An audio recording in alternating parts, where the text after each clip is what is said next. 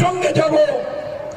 আর নেতৃবৃন্দকে সাবধান করছি, যে নেতা বা নেত্রী ব্রিগেডে যাবেন না, 11 তারিখ তারা পদ হারাবেন। কোন লোকের পদ থাকবে না। এই মঞ্চে যতগুলো নেতা আছে, একটা নেতারও পদ থাকবে না যদি কর্মীদের সঙ্গে ব্রিগেড না যায়। একটা নেতারও পদ থাকবে না,